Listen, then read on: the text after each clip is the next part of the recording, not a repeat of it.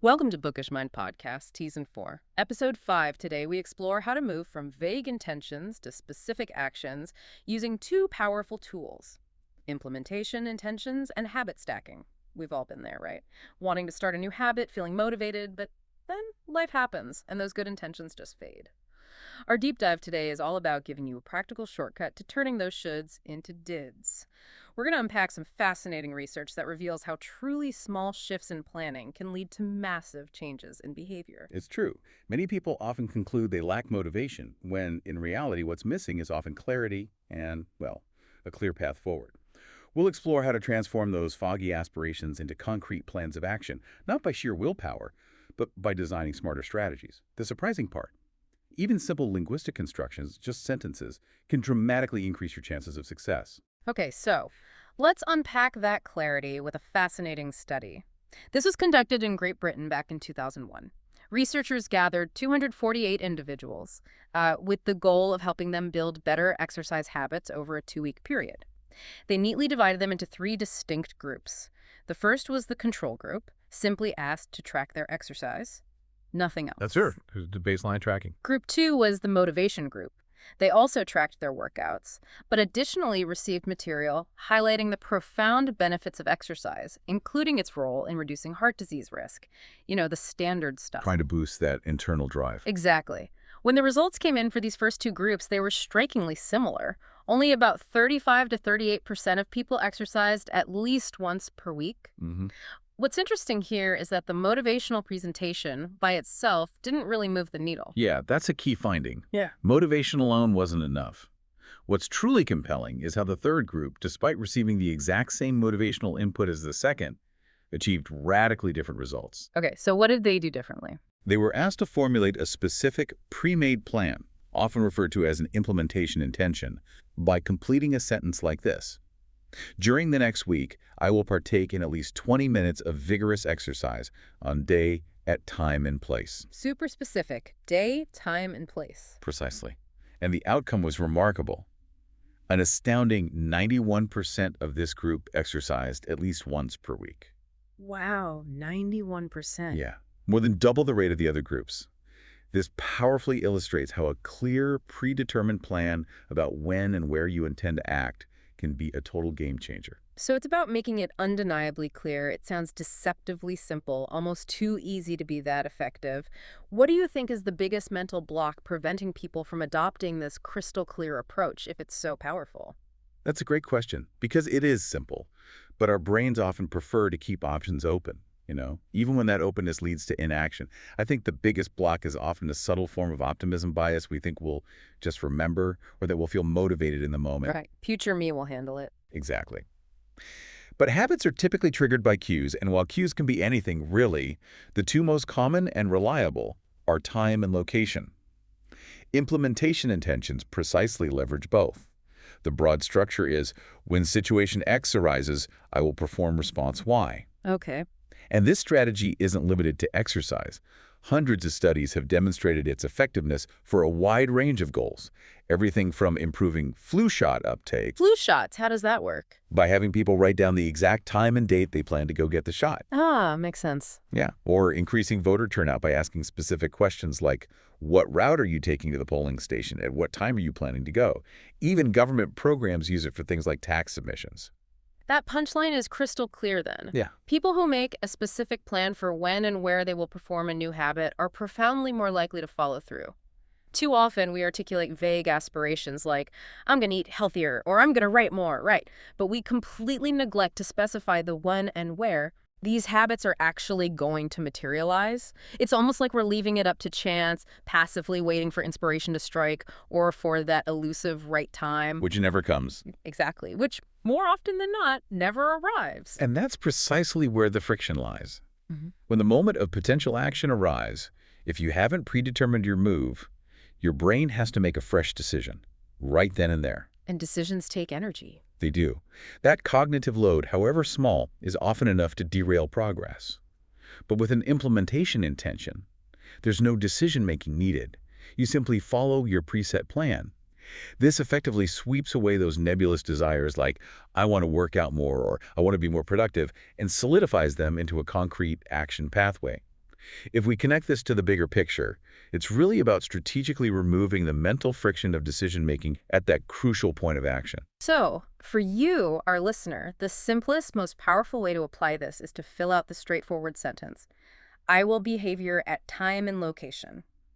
For instance, you might say, I will meditate for 1 minute at 7 a.m. in my kitchen, or I will study Spanish for 20 minutes at 6 p.m. in my bedroom.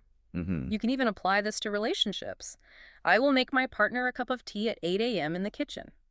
It creates an undeniable instruction for your future self, almost like leaving a breadcrumb trail for your own intentions. And a little insight from the research suggests that if you're feeling unsure about when to kickstart a new habit, consider leveraging what psychologists call fresh start effect opportunities. Like New Year's. Exactly, or the first day of the week, month, or even just after a vacation.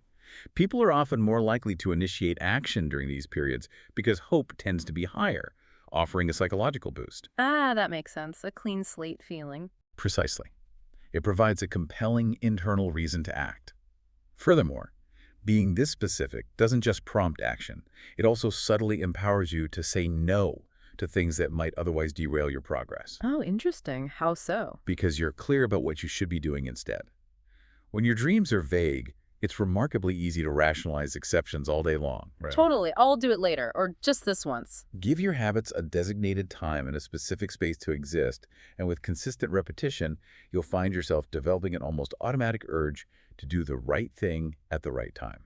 That's such a relatable point. I've often found myself setting intentions that, in hindsight, were doomed because I hadn't made them truly idiot-proof for my future self. It's like we forget our brains prefer the path of least resistance. Building on that, let's explore a surprising psychological principle that helps us understand why one small action can cascade into many more. This takes us to the curious case of the French philosopher Denis Diderot. He spent much of his life struggling financially until a pivotal moment in 1765. His daughter was getting married, and he simply couldn't afford the expenses. But then Catherine the Great, the formidable empress of Russia, heard of his financial troubles. Wow, Catherine the Great. Yep. She admired his encyclopedia, so she generously offered to purchase his personal library for £1,000, which, by today's standards, is well over $150,000. That's a life-changing amount of money back then. Absolutely. Suddenly, Diderot was wealthy. He paid for the wedding, and then, as a celebratory gesture, he bought himself a magnificent scarlet robe. A scarlet robe. Okay, I'm intrigued. And that scarlet robe was the catalyst for a profound shift. It was so luxurious, so striking, that he immediately perceived how out of place it seemed when set against his more humble, everyday possessions. I can see where this is going. He vividly wrote that there was no more coordination, no more unity, no more beauty between his elegant new robe and the rest of his belongings. This sparked an almost irresistible urge to upgrade everything else. He went on to replace his simple rug with a sumptuous one from Damascus, adorned his home with expensive sculptures, acquired a gleaming new mirror, a more refined kitchen table. The list goes on. It does. Swapped his old straw chair for a sophisticated leather one. It was a chain reaction. Like falling dominoes, one purchase inevitably led to the next. That fascinating tendency for one acquisition to lead to another even has its own name. The Diderot Effect. The Diderot Effect. Right. It's why you buy a new dress and suddenly you feel you need new shoes and earrings to match.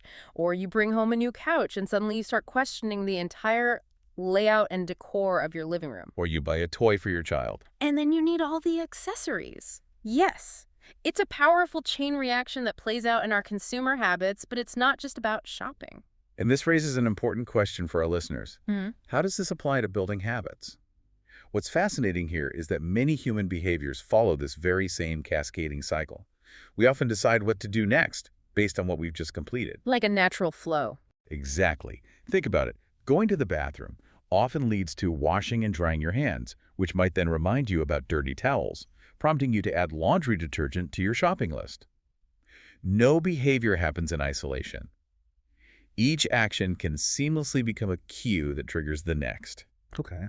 And when it comes to strategically building new habits, you can consciously leverage this inherent connectedness to your significant advantage. So the Diderot effect, this chain reaction, can actually be a positive force for habit formation. This is where habit stacking comes into play. Exactly. Habit stacking is one of the most effective and elegant ways to build a new habit. The core idea is simple. Identify a current habit you already perform consistently each day. Something you already do without thinking. Right. And then stack your new desired behavior immediately on top of it. It's a specialized form of implementation intention. But instead of pairing your new habit with a specific time and location, you pair it with an existing habit. Ah, okay. Use what's already there. Precisely. This method, popularized by behavioral scientist B.J. Fogg as part of his Tiny Habits program, provides an obvious and immediate cue for nearly any new habit you wish to cultivate. So the practical formula for you, our listener, is straightforward. After current habit, I will new habit. It sounds like a natural, almost inevitable progression once you commit to it. That's the entire blueprint. For instance, after I pour my cup of coffee each morning, I will meditate for 1 minute. Simple, quick. Or, after I take off my work shoes, I will immediately change into my workout clothes. You can even use it to cultivate gratitude. After I sit down to dinner, I will say one thing I'm grateful for that happened today. I like that one. Or for enhancing relationships, after I get into bed at night, I will give my partner a kiss. The undeniable key is to firmly tie your desired new behavior to something you already do, without fail, every single day. And here's where it really expands. You can even chain these together to create larger, more elaborate stacks. Build momentum. Right. Instead of just adding one new habit, you can engineer a positive Diderot effect for your entire routine, creating a powerful cascade of productive behaviors. Imagine this morning stack. After I pour my morning cup of coffee, I will meditate for 60 seconds. After I meditate for 60 seconds, I will write my top 3 priorities for the day.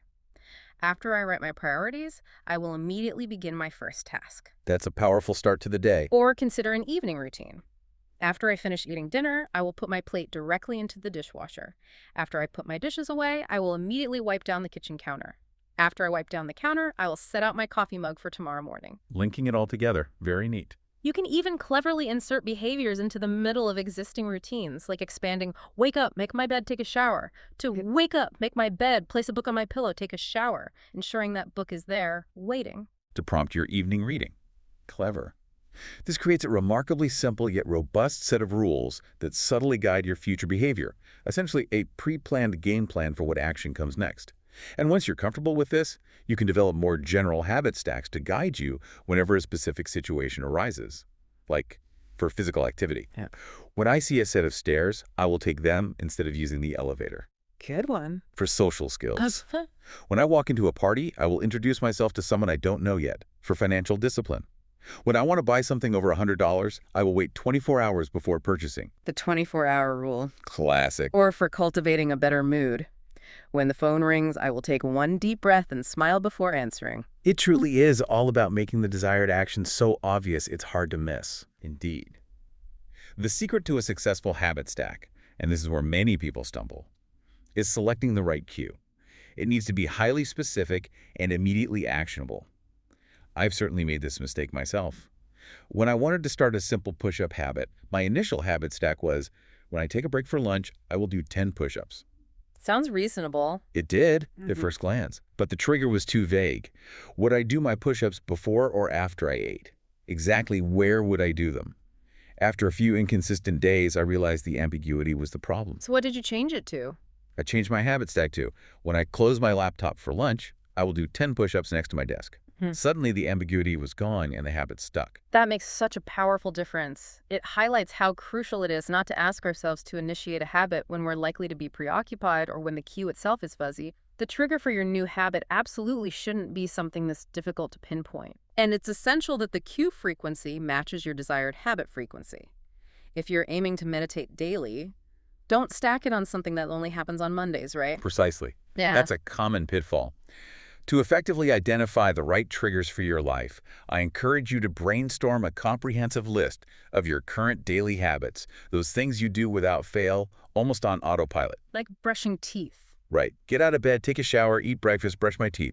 Also, list things that happen to you each day without fail. External cues like the sun rises, you get a text message, or the song you are listening to ends. Okay, internal habits and external events. With these two lists in hand, you can then strategically layer your new habit into the existing rhythm of your lifestyle. The more tightly bound your new habit is to a specific, immediately actionable cue, the significantly better your odds are that you will notice when the moment comes to act and actually follow through. So what does this all mean for you, our listener? The foundational first law of behavior change is to make it obvious. And as we've explored today, implementation intentions and habit stacking are, without a doubt, among the most practical and powerful ways to create those undeniable, obvious cues and design a clear, frictionless plan for when and where to take consistent action. What a deep dive into two incredibly powerful yet surprisingly simple tools. We've seen how implementation intentions provide us with invaluable clarity by precisely defining the when and where of an action, transforming vague desires into concrete, actionable plans. Nailing it down. And then how habit stacking brilliantly leverages the natural momentum of our existing daily routines, creating positive, cascading domino effects for new behaviors. Much like Dennis Diderot's scarlet robe ignited a chain of upgrades in his home. It truly underscores that consistent behavior isn't about mustering endless motivation or relying solely on willpower, but rather about strategic design and, well, engineering your environment. These simple yet profound strategies effectively bypass the need for conscious decision-making in the moment of action, making it almost automatic to follow through. Takes the thinking out of it. Right. They fundamentally shift the focus from trying harder to designing smarter. So for you, our listener, here's a final provocative thought to carry with you. Think about just one small, vague intention you have right now, something you want to do, something you know would benefit you, but haven't managed to consistently integrate into your life. Just one thing. How could you specifically transform that one intention into a concrete, undeniable plan using either an implementation intention or habit stacking starting today? Just one tiny step, carefully designed, has the potential to create an incredible ripple effect across your entire life.